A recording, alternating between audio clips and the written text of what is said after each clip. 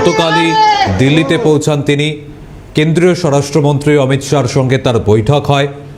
আজ প্রধানমন্ত্রীর সঙ্গে বৈঠক রয়েছে। তার আগে আজ সকালেই প্রতিরক্ষা মন্ত্রী রাষ্ট্রপতির সঙ্গেও দেখা করেছেন মুখ্যমন্ত্রী শুভেন্দু অধিকারী।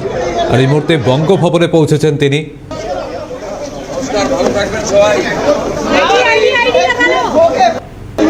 নয়াদিল্লিতে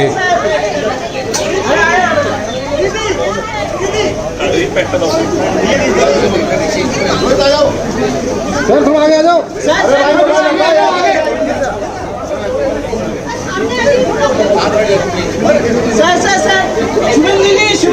शुभेंदु जी थोड़ी इधर आइए। सर थोड़ी इधर आइए।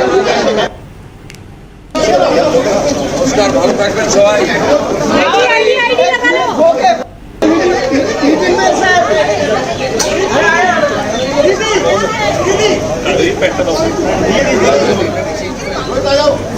বঙ্গভবনে মুখ্যমন্ত্রী শুভেন্দু অধিকারী নয়াদিল্লিতে এই মুহূর্তে সেই ছবি আপনাদের দেখাচ্ছে।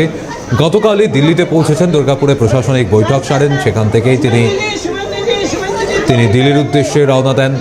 দিল্লিতে গতকাল কেন্দ্রীয় স্বরাষ্ট্রমন্ত্রী অমিত শাহর সঙ্গে দীর্ঘক্ষণ একাধিক বিষয় নিয়ে আলোচনাও হয়েছে মুখ্যমন্ত্রী শুভেন্দু অধিকারীর।